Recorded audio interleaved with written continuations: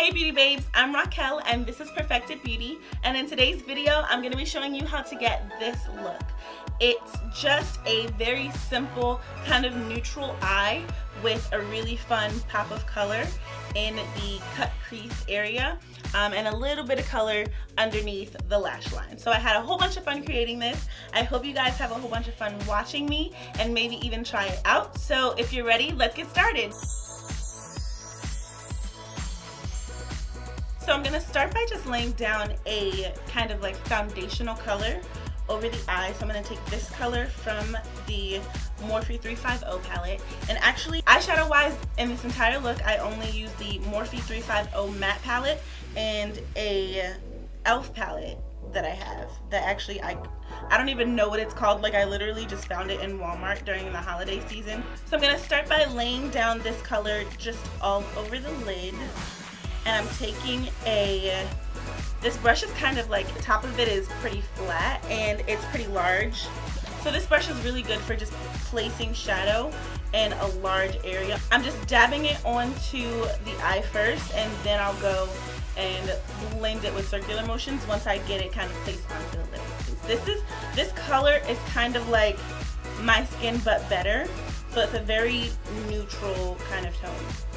Everything that's going to be underneath the kind of like fun little line we've got going here is going to be super neutral tone, but I didn't want it to be like flat with nothing. So that's why I'm putting these colors down first.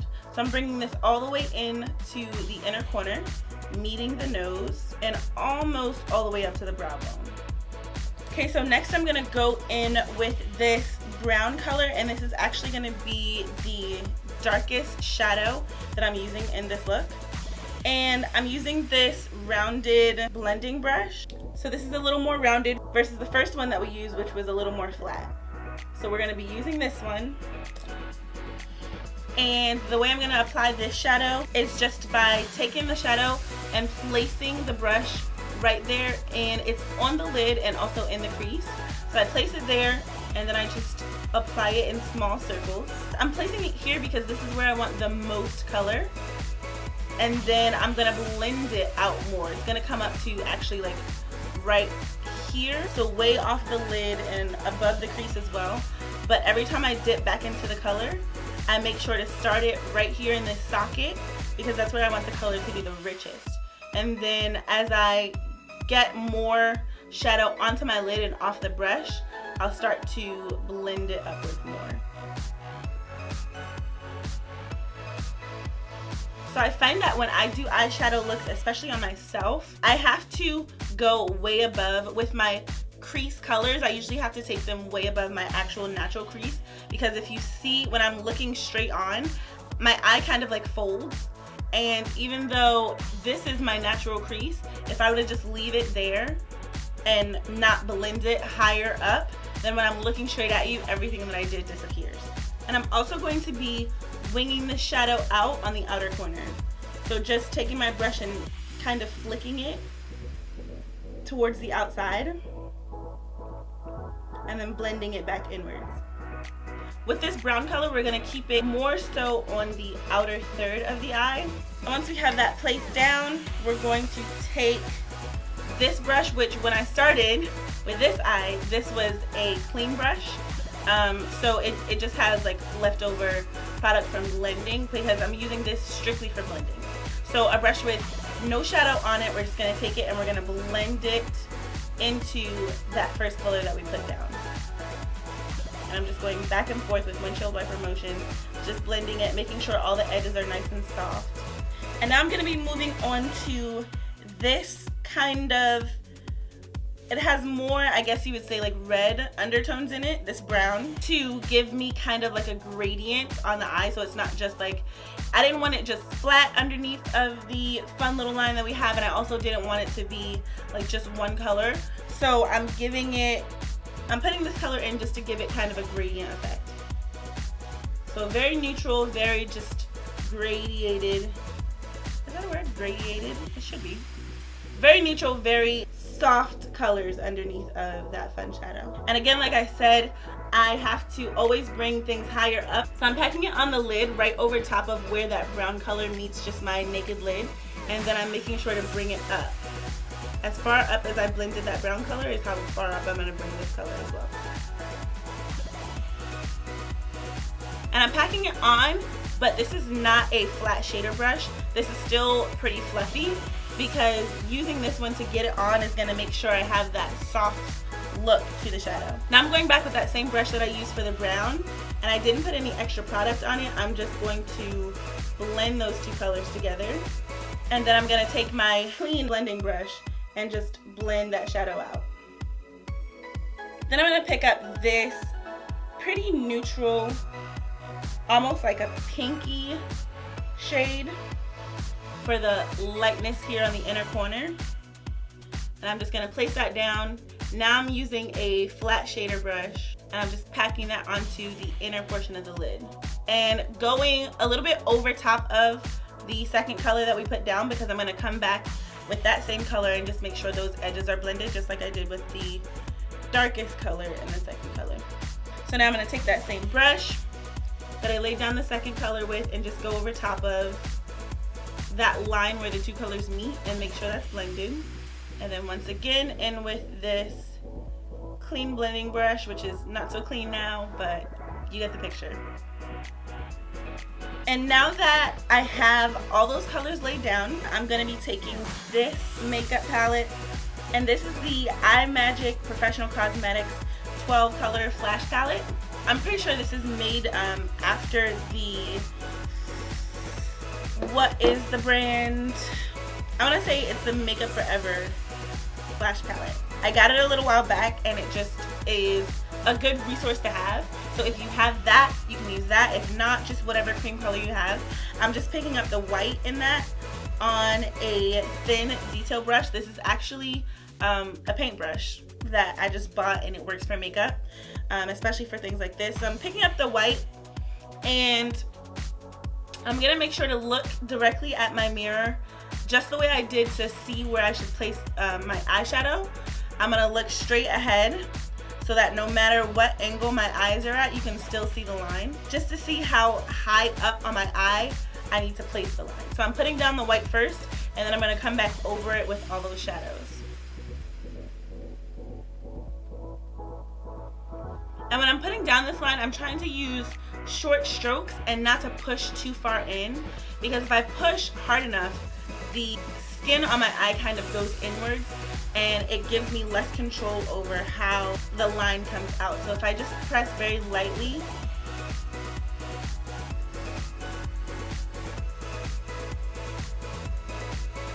and just do short flicks of the brush, then I have better control over where the line is going to end up.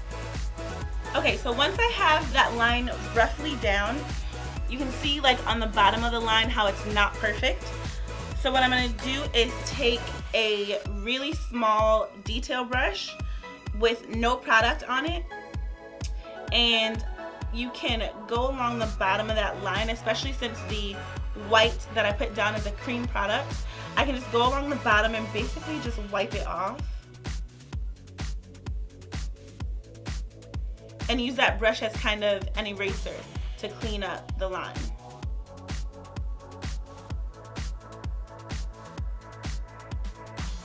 And this is how you really make sure that line is going exactly where you want it to and it has the exact shape that you want. And if it doesn't, you can put more product on, use the detail brush, clean it back up again. You can go back and forth like that.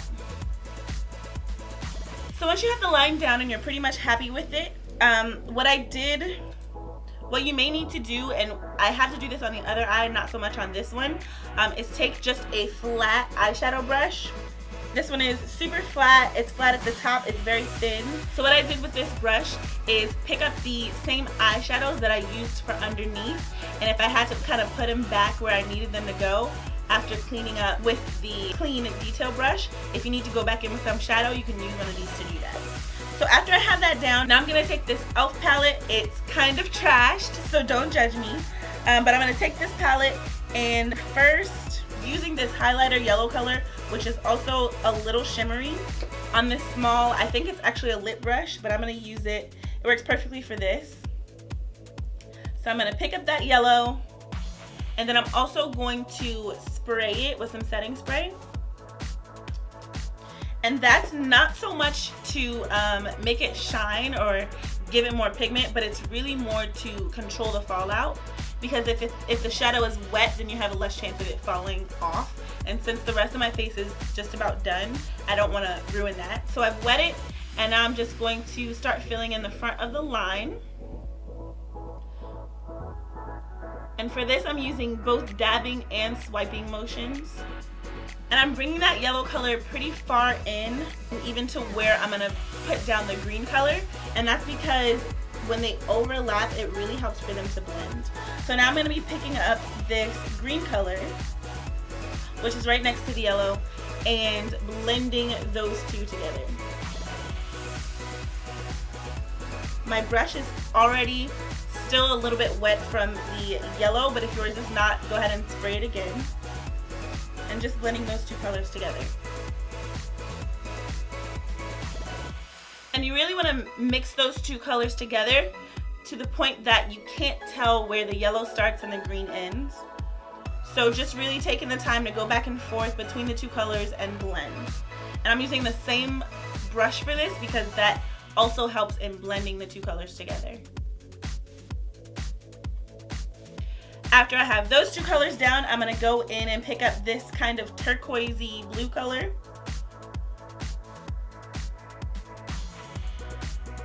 And same thing, just go ahead and start to lay that down on the white line.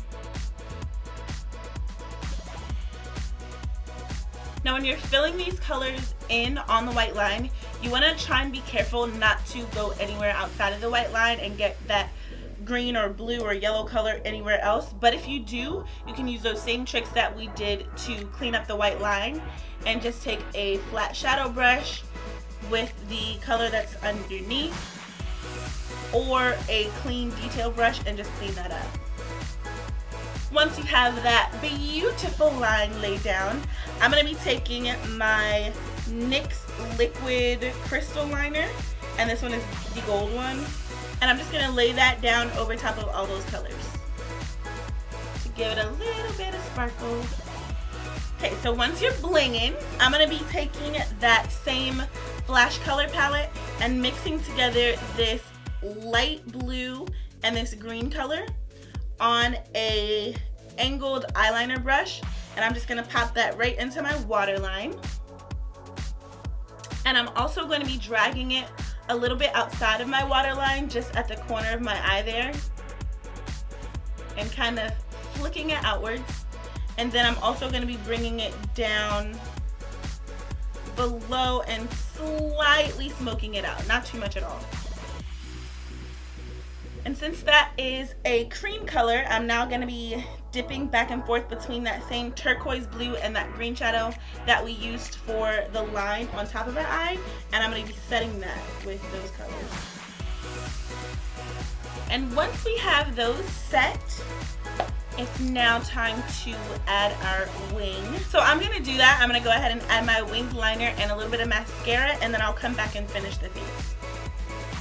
Okay, so wing liner is done, and I'm feeling like I want more, so I'm gonna put like yellow in the inner corners.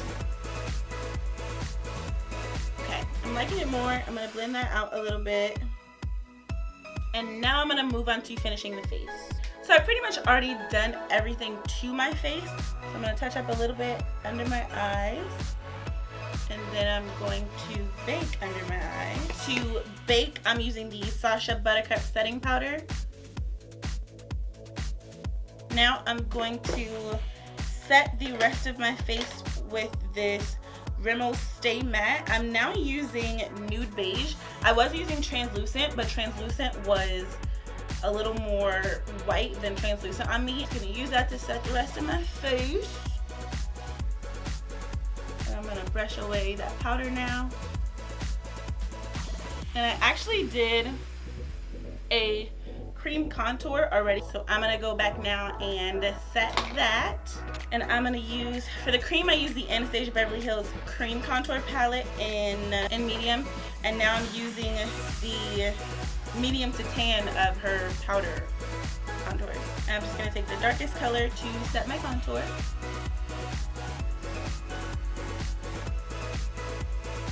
And then I'm gonna take a smaller brush to set the nose, and I'm gonna use this slightly lighter contour for that.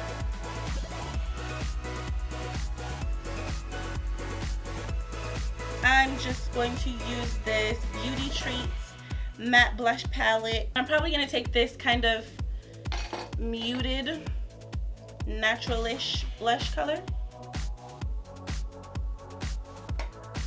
And just pop that a little bit on the cheeks.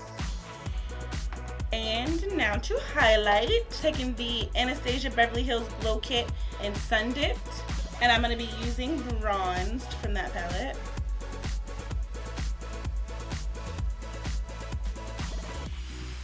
I love this glue kit.